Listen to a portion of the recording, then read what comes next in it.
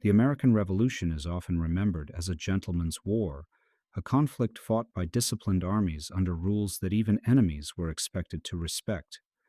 But when I began studying the Battle of Waxhaws, one detail caught my attention. The most important question was not whether Banastre Tarleton ordered a massacre. There is no surviving order proving that he did. The real question was more disturbing. Why did his soldiers continue killing when the battle had already been won? On May 29, 1780, Tarleton destroyed an American force in about 15 minutes. It was one of the fastest victories of the Southern campaign. Yet those 15 minutes gave the Patriots something more powerful than another army, a story of British cruelty and a chilling new phrase, Tarleton's Quarter. It meant no prisoners, no mercy.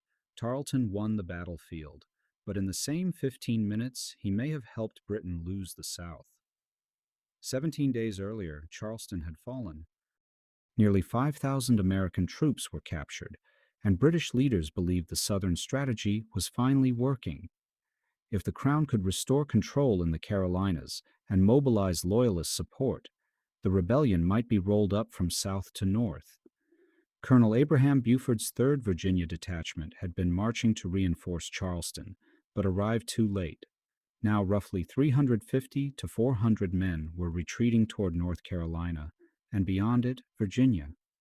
They were not the last Americans in the South, as the story is sometimes simplified, but they were one of the few organized Continental detachments still intact after the Charleston disaster. Tarleton was ordered to catch them. At 25, he already possessed the qualities that made him both effective and dangerous: speed, nerve, physical endurance, and absolute confidence in shock action. His British Legion, largely Loyalist cavalry and mounted infantry, drove forward with extraordinary intensity, covering approximately 105 miles in 54 hours. Men and horses were exhausted, but Tarleton understood that fatigue mattered less if the enemy was even more tired. When his advance force finally closed on Buford near the Waxhaws, Tarleton sent a surrender demand under a flag of truce. He exaggerated his strength, claiming that resistance was hopeless. Buford answered with a sentence that sounded heroic and would soon prove catastrophic: "I reject your proposals and shall defend myself to the last extremity."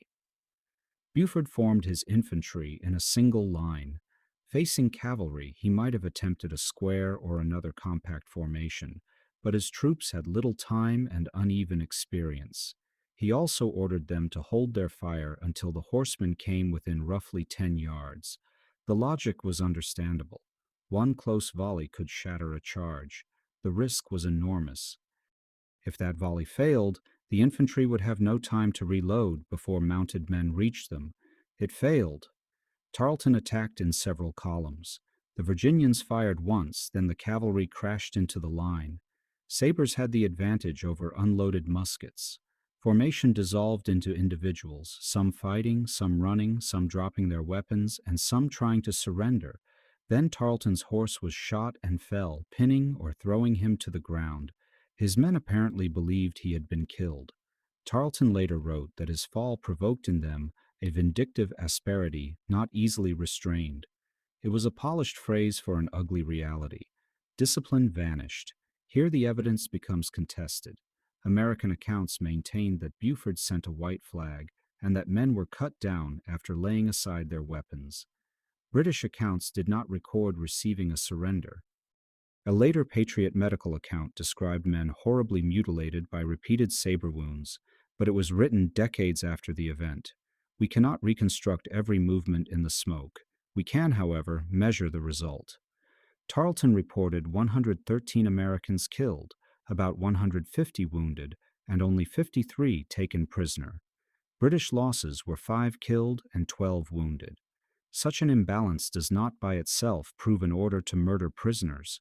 Cavalry could inflict devastating losses once infantry broke, but the number of badly wounded men left on the field, the testimony of survivors, and Tarleton's own use of the word slaughter made the official explanation impossible to contain. This is where responsibility matters. The simplest version makes Tarleton a theatrical monster who deliberately shouted, "No quarter." The evidence does not establish that. But the opposite version, that he was merely an unfortunate officer trapped beneath a dead horse, is equally convenient. Tarleton had built a force around speed, aggression, and personal loyalty to its commander. At Waxhaws, those strengths turned lethal when he disappeared from view. If soldiers believed his fall justified vengeance against men attempting to surrender, that reaction did not come from nowhere. A commander is responsible not only for the orders he gives, but also for the habits he creates and the violence he teaches his men to regard as acceptable. Tarleton regained control. The killings stopped. The wounded were eventually treated. Yet by then, the military action was over, and the political battle had begun. News traveled through the Carolinas stripped of ambiguity. It did not say that the timing of the surrender was disputed. It said that Tarleton had butchered men who asked for mercy. For the Patriots, Waxhaws was devastating evidence and perfect propaganda. The British Southern strategy depended on a large, movable middle, colonists who were tired of war, uncertain of the rebellion, or willing to accept restored royal authority if it brought order. Waxhaws helped make neutrality feel unsafe. If surrender could end beneath a saber, compromise no longer looked like protection. The phrase Tarleton's Quarter transformed a confused battlefield episode into a rule anyone could understand. It recruited, enraged, and simplified. It also poisoned the war. At Kings Mountain and in later fighting, patriots invoked Buford and Tarleton, while loyalists tried to surrender.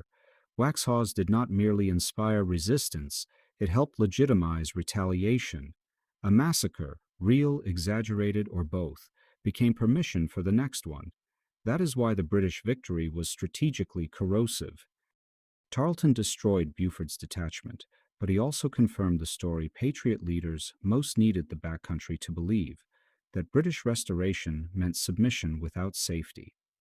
Tarleton survived the war, returned to Britain, entered Parliament, and lived for decades beneath the shadow of a battle that lasted minutes. He offered his explanation in print. It never caught up with the name Americans gave him, Bloody Ban. Was Waxhaws a massacre? The answer depends partly on what happened during a few chaotic moments that no witness described without bias. But history is not a courtroom in which uncertainty automatically produces acquittal. The central fact is not that every American had surrendered, nor that Tarleton personally ordered every blow. It is that his command turned victory into slaughter, and that he could not prevent the result from becoming the meaning of the event. My view is that Waxhaws mattered not because it exposed one uniquely cruel man, but because it exposed the fatal weakness of Britain's southern strategy. The Crown hoped force would restore loyalty. At Waxhaws, force produced fear, fear produced hatred, and hatred produced resistance. Tarleton won the road, the Patriots won the memory, and in a civil war, memory can raise more soldiers than victory.